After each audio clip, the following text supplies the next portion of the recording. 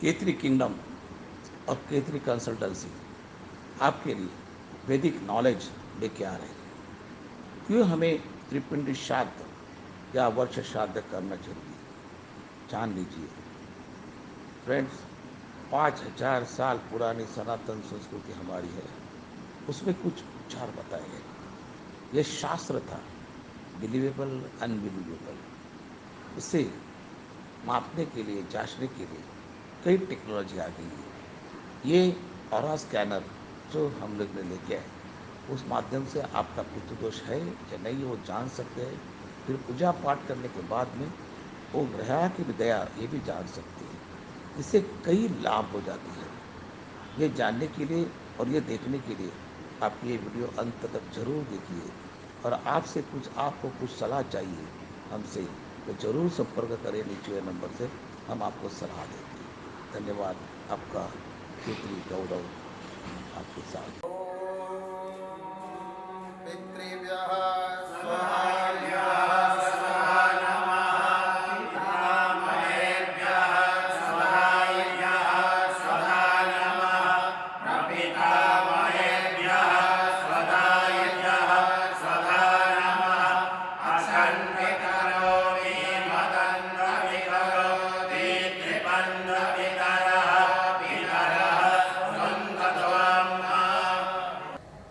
नमस्कार बंधुवर,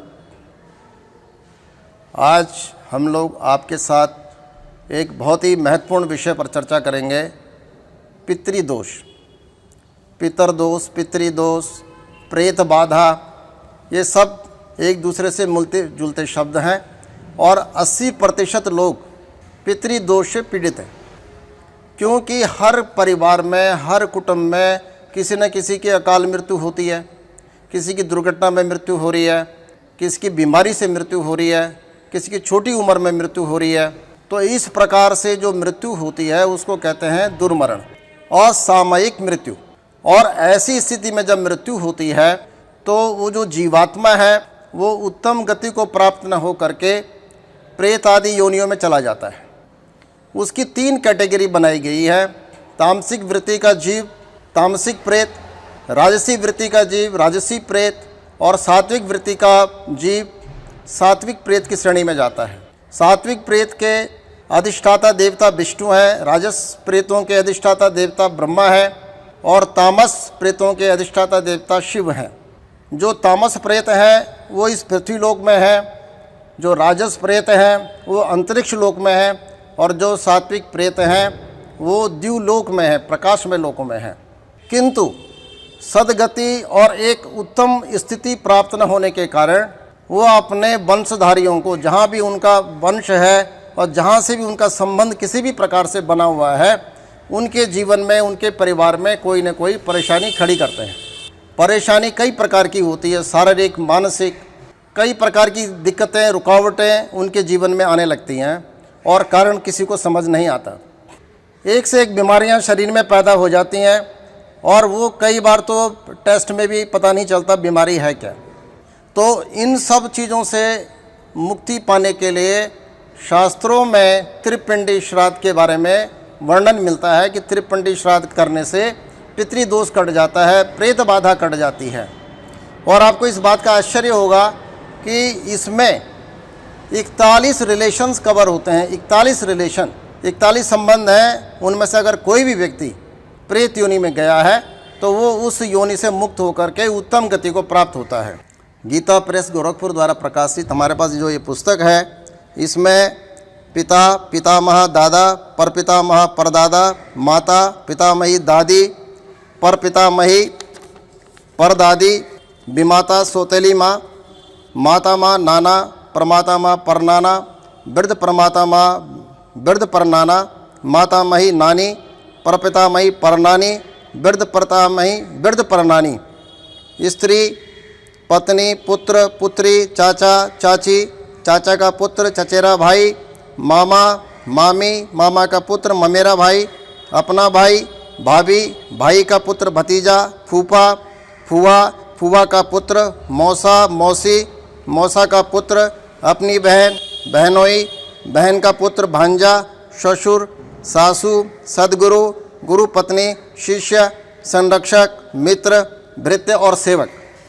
तो ये रिलेशंस हैं, और ये जितने भी रिलेशन हैं ये कहीं ना कहीं आपसे कहीं ना कहीं इनका संबंध रहा है।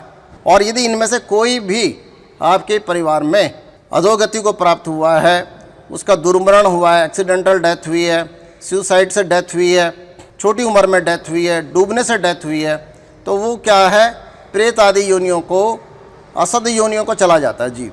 और फिर जब उस योनि में जाता है तो वो वायु रूप में वहाँ विद्यमान होता है, उसको परेशानी होती है, कष्ट होता है, और फिर वो उन संबंधियों से संपर्क बनाता है जिनके साथ उसका कुछ न कुछ संबंध रहा और जहाँ उसका अंश विद्यमान है, और परेशानी और कष्ट बढ़ जाते हैं। हमारे साथ बाबू पीके जी हैं केरल से। तो केरल से बाबू पीके जी के साथ उनकी बेटी की स्वास्थ्य की समस्या बढ़ गई थी, काफ़ी क्रिटिकल जो है स्थिति थी स्वास्थ्य की। और जब हमने उनको स्कैन किया, तो अभी भी आप देख रहे हैं, अभी हम इनको स्कैन करते हैं, ये हमने इसके अंदर पितृदोष का सैंपल डाल दिया। और ये यूनिवर्सल थर्मल ऑरा स्कैनर है जो सबटल एनर्जी के आधार पे स्कैनिंग करता है, और आपका जो आभा मंडल है, आपका जो ऑरा है, आपका जो दिव्य कांति वलय है, उसमें जो तरंगें होती हैं, उसमें जो प्रकाश किरणें होती हैं, और वो एक प्रकार का प्रोटेक्शन का जो काम करती हैं, उसमें जो एक लेयर होती है वो पितरों के कृपा से प्राप्त होती है, वो पितृलोक से आपको प्राप्त होती है। और अगर वो मिसिंग होती है तो इसका मतलब पितृदोष है। तो ये स्कैनर जब पितृदोष होता है राइट मूव करता है, और अगर पितृदोष नहीं होता तो लेफ्ट मूव करता है। राइट माने यस, लेफ्ट माने नो। अगर ये खुल जाता है तो इसका मतलब एग्जिस्ट कर रहा है दोष। अब हम जो है त्रिपिंडी श्राद्ध करने जा रहे हैं, इससे पहले हम लोग स्कैन कर रहे हैं। तो बाबू पीके जी, आप ये मास अपने हाथ में रखिए।